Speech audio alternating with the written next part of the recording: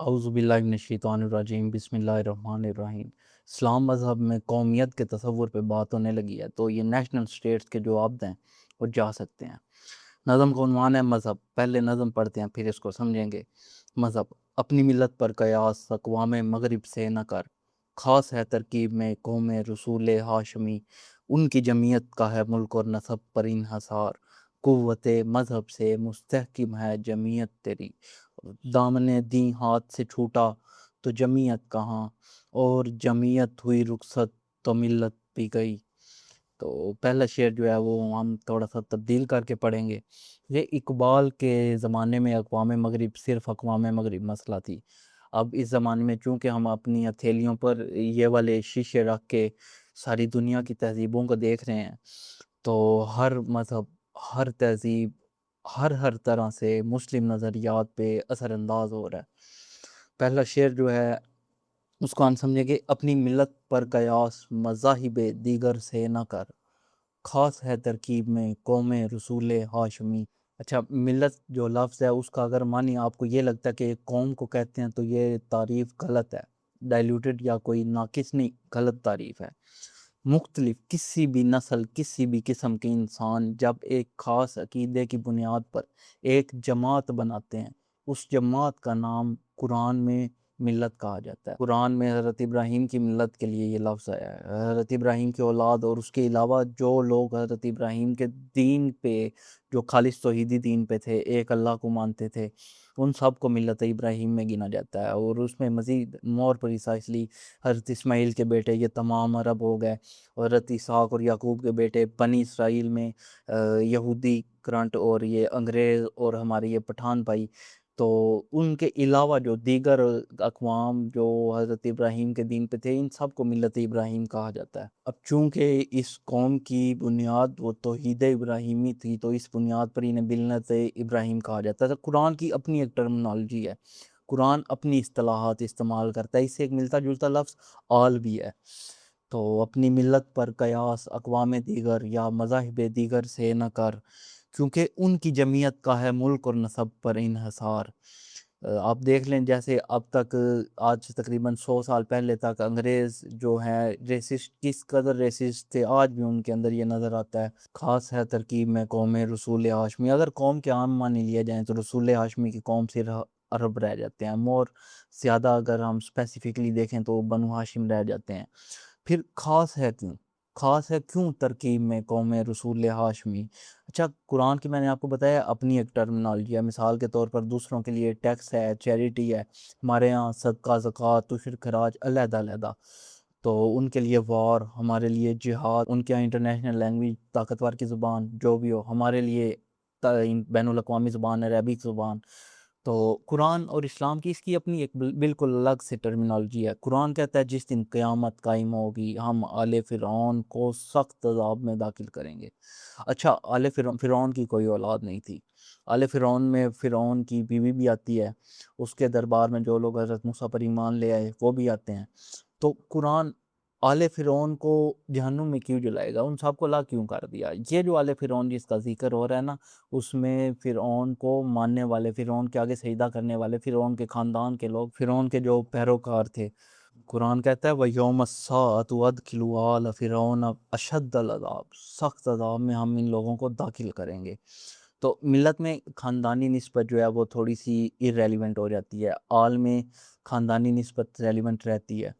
لیکن قوم رسول ہاشمی ترکیب میں خاص کیوں ہے؟ کیونکہ دیکھیں، ہاشمیوں کے خاندان میں سے ہو کے، اللہ کے نبی کا چچا ہو کے ابو لہب، اس کے بارے میں قرآن کیا کہتا ہے؟ اللہ نے سارے رشتے توڑ دیے، تبت یدا ابی لہب و تب۔ تو ایک فارسی ہو کے، ایک اجمی ہو کے، سلیمان فارسی کے بارے میں اللہ کے رسول کیا فرماتے ہیں؟ سلمان من آل البیت، سلیمان میرے گھر کے لوگوں میں شامل ہے۔ یہ رشتے کیسے بن گئے؟ اور یہ کسی عام انسان کا کہنا نہیں ہے کہ آپ بس ویسے ہی کہہ دیتے ہو کسی سے محبت کی بنیاد پر یا کسی بھی بنیاد پر، رسول کا فرمان ہے۔ اس لیے خاص ہے ترکیب میں قوم رسول ہاشمی، ان کی جمعیت کا ہے ملک اور نسب پر انحصار۔ دیکھیں، بات یہ ہے کہ ذات اور نسب کی تفریق جو ہے وہ ہندوؤں سے لی، پٹھان اور پنجابی کی تفریق جو ہے وہ جمہوری سیاست سے لی، ملکوں اور نیشنل سٹیٹس کی جو تفریق ہے وہ یہودیوں سے لی، اور اسلامک ریپبلک کے نام پر جو ہم ایک پاکستان نام کا ملک بنا کر بیٹھے ہیں، جس میں عقیدوں اور مذاہبوں کی تفریق ہم لوگوں نے مولویوں سے لے لی ہے. تو اس ملک میں اسی وجہ سے ہر چیز، ہر طرح کا غلط کام جائز ہے، بس آپ کے پاس پیسے ہونے چاہیے، کیونکہ تفریق ہی تفریق ہے. لیکن قوت مذہب سے مستحکم ہے جمعیت تیری، دامن دین ہاتھ سے چھوٹا تو جمعیت کہاں، اور جمعیت ہوئی رخصت تو ملت بھی گئی. فتح مکہ کے موقع پر اللہ کے نبی خطبے کے آخر میں یہ جمعیت کا فرق واضح کر دیتے ہیں. اے قریش کے لوگوں، اللہ نے تم سے جاہلیت کی نخوت کو دور کر دیا، باپ دادا پر فخر کا خاتمہ کر دیا، اور سارے لوگ آدم میں سے ہیں، آدم کی اولاد ہیں اور آدم مٹی سے بنے ہیں. پھر وہ قرآن کی آیت پڑھتے ہیں، اے لوگوں ہم نے تمہیں ایک ماں باپ سے پیدا کیا، ایک مرد اور عورت سے پیدا کیا، اور تمہیں قوموں کے اندر، قبیلوں کے اندر تقسیم کر دیا، اس لیے کہ تم اس ایک دوسرے کو پہچانو. مطلب تم کسی دوسرے شہر سے آتے ہو تو تم اس کا باپ کا نام لے کر اس تک پہنچ جاؤ، تمہیں زندگی میں معاملات گزارنے میں آسانی ہو. تو جو قبائلی عصبیتیں ہیں ان کو تو رسول اللہ نے جہالت، تم ایک دوسرے کو پہچان سکو. اللہ کے ہاں بلندی کا معیار تقوی ہے، قوت مذہب سے مستحکم ہے جمعیت تیری، اور دامن دی ہاتھ سے چھوٹا تو جمعیت کہاں. رسول اللہ صلی اللہ علیہ وآلہ وسلم کا فرمان ہے کہ تم وہ شخص ہم میں سے نہیں ہے جو عصبیت کی طرف بلائے اور جو تعصب پر مرے. عصبیت یہ باپ دادا پر فخر کرنا اور اس بنیاد پر دوسروں سے الگ ہونا، اونچ نیچ کا جو معیار بنانا. اللہ کے نبی نے مدینہ میں انصار سے فرمایا کہ مہاجرین تمہارے بھائی ہیں. ان لوگوں نے اپنی آدھی جائیدادیں بانٹ لی ان کے ساتھ. ایک عرب خالد بن ولید، خالد ابن ولید رضی اللہ تعالیٰ عنہ، خالد ابن ولید، ولید کے بارے میں قرآن کیا کہہ رہا ہے کہ ہم اسے جہنم کی آگ میں جلائیں گے. اسی کے بیٹے کے بارے میں رسول اللہ صلی اللہ علیہ وآلہ وسلم فرماتے ہیں جب ایک جنگ کے دوران حضرت خالد ابن ولید نے اسلام کا علم اٹھایا تو رسول اللہ صلی اللہ علیہ وآلہ وسلم نے ارشاد فرمایا اب اللہ نے اپنی تلواروں میں سے ایک تلوار کو نکالا ہے. یہ کون سے رشتے ہیں، کون سی منطق ہے کہ باپ جہنم کی آگ میں ہے، بیٹا اللہ کی تلواروں میں سے ایک تلوار ہے. اللہ اسے تا قیامت ایک اپنی تلوار کے طور پر متعارف کرواتا ہے لوگوں کے ساتھ. کدھر ہیں رشتے، کون سی نسلیں اور کون سے قبیلے؟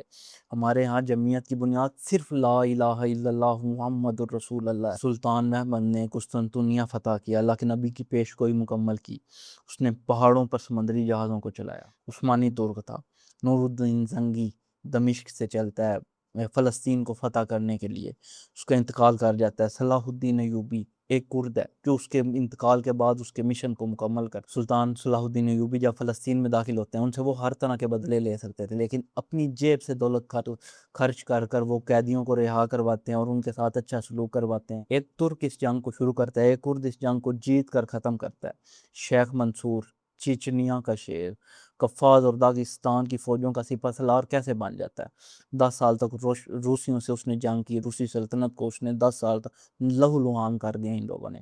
اس کے انتقال کے بعد امام شامل داغستان کا شیر، روسی سلطنت کو اینٹ سے اینٹ بچا دیتا ہے وہ ان کی. طارق ابن زیاد یورپ میں اسلامی تہذیب کے ساتھ جاتے ہیں، اپنی کشتیوں کو جلا دیتے ہیں کہ واپس نہیں جانا، ادھر جانا ہے. ہر زمین ہماری زمین ہے کیونکہ ہمارے اللہ کی زمین ہے. مختلف لوگ، مختلف زبانیں، کوئی عربی ہے، کوئی ترک ہے، کوئی کرد ہے، کوئی داغستانی ہے، کوئی چیچنی ہے، کوئی بربر ہے. یہ لوگ جن کی جیت ہم لوگوں کو اپنے باپ کی جیت معلوم ہوتی ہے، یہ لوگ قیامت تک ہمارے لیے باعث فخر ہیں، ان کا نام ہمارے لیے مقدس ہے. کیا رشتہ ہے ان سے؟ ان لوگوں میں ایک بھی ہندوستانی مسلمان نہیں. پھر ہم ان کا ذکر کر کے دنیا کے سامنے فخر کیوں محسوس کرتے ہیں؟ کیونکہ اسلام نے جو نیشنلزم کی جو تفریق ہے، جو یہ بارڈرز ہیں کہ یہ ملک تمہارا ہے، یہ ملک میرا ہے، یہ اللہ کے نبی نے ختم کر دیا تھا. ہم ان لوگوں کو اپنا راہبر اور رہنما کیوں سمجھتے ہیں؟ ہم ان لوگوں کو مقدس کیوں مانتے ہیں؟ ان کے ساتھ ہمارا رشتہ کیا ہے؟ ایک ہی رشتہ ہے، لا الہ الا اللہ محمد الرسول اللہ، کلمے کا رشتہ ہے، ایک جمعیت کا رشتہ ہے. کیونکہ یہ لوگ قوم رسول ہاشمی میں آتے ہیں. دیکھیں ایک وقت تھا، ایک بس سروس چلا کرتی تھی جو بغداد سے جاتی تھی فلسطین، وہاں سے شام، شام سے مدینہ آیا کرتی تھی. شام سے مدینہ تک ٹرین سروسز چلا کرتی تھی. ہمارے بزرگوں نے کدھر یہ پاسپورٹ، ان کے گمن و گمان میں بھی نہیں تھا کہ کوئی پاسپورٹ بھی ہوگا، کوئی ویزا بھی ہوگا، پھر پابندی ہوگی کہ یہ انسان اس ملک میں اتنی دیر رہ سکتا ہے کیونکہ اس نے اجازت، ملک کے بادشاہ نے اتنی سی اجازت دی ہے. تو ان لوگوں نے یہ مسائل کب دیکھے تھے؟ یہ 100 سال میں یہ کمائی کی ہے ہم لوگوں نے کہ اس نیشنل سٹیٹس کو ہم نے سروں پہ سوار کر لیا. یہ جو نقشوں کے اوپر لکیریں، یہ سائکس نے، یہ پیکوٹ نے، ریڈ کلف نے، یہ جو نقشوں پہ لکیریں کھینچ کر سب کو الگ الگ ملک دے دیے، الگ الگ جھنڈے دے دیے، الگ الگ قومی جانور تک دے دیے، قومی ترانے دے دیے، اور اسی میں فوکس پہ لگایا کہ آج پاکستان اور افغانستان دو مسلمان ہو کر ایک دوسرے کا گریبان پکڑتے ہیں. ایران جنگ میں، حالت جنگ میں، مسلمانوں کا ایک ملک اور دوسرے سارے مسلمان چاہتے ہوئے اس کی مدد نہیں کر سکتے. فلسطین میں بچے ذبح ہو رہے ہیں لیکن ہم لوگ ان کی مدد کو نہیں جا سکتے کیونکہ ہمارے درمیان یہ نیشنل سٹیٹ کی تفریق آ جاتی ہے. تو مسلمانوں کی سرحد بھی ایک تھی، قوم بھی ایک تھا، ان کا امیر بھی ایک تھا. اب مسلمانوں کی ریاستیں، ایک قوم جو قابل نفرت ہے، پوری دنیا ان سے نفرت کرتی ہے کہ وہ ہیں اس لائق یہودی، وہ بھی کرتے ہیں. یہ نہیں وہ ہمیں کیا کہتے ہیں، جینٹائلز بولتے ہیں. وہ یہودی قوم کے لیے یہ ہے کہ دنیا کے سارے انسان ہمارے لیے ہمارے غلام ہیں اور ہمارے ملازم، اور ان پر ہماری خدمت فرض ہے. یہ اس قوم کی بنیادی سوچ ہے. ان لوگوں نے ہماری عظیم سلطنت مسلمہ کو ٹکڑوں میں بانٹ دیا. تو نہ وہ تاریخ میں ہمارے ساتھ تھی، نہ وہ زبانوں میں ہمارے ساتھ تھی، نہ وہ عقیدوں میں ہمارے ساتھ تھی. وہ لوگ جو ایک دوسرے کے کندھے کے ساتھ کندھا ملا کر لڑا کرتے تھے اور پوری دنیا پر حکومت کیا کرتے تھے. ہمارا ایک جرنیل امریکہ سے خراج وصول کیا کرتا تھا. ایک ہی وقت میں 4 سپر پاوروں سے ہم لوگ جنگ کیا کرتے تھے. وہ لوگ جو کٹھے خون بہایا کرتے تھے اپنا یا دشمنوں کا، آج وہ لوگ ایک دوسرے کے خون کے پیچھے ہیں، نئی وفاداریاں بنا کے بیٹھے ہیں. یہ تقریب کاری کی ہے ان پنجابی پٹھان کی، اس ذاتوں کی تفریق نے، اس پاکستانی اور ایرانی کی تفریق نے، اس قوم پرستی والی سوچ نے. اور جمعیت ہوئی رخصت تو ملت بھی گئی.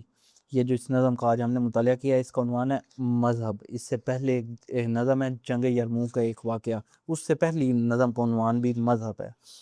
تو اچھا، میں نے اس میں قومیت وطنیت والی نظم کو نہیں آپ لوگوں کو پڑھایا کیونکہ وہ بڑی طویل ہے اور اس کے لیے کم از کم 1.5-2 گھنٹے چاہیے مجھے لیکچر ریکارڈ کرنے کے لیے. اتنا تو میرا کیمرہ ہی نہیں ہے. تو انشاءاللہ اس کے بعد پھر کسی اور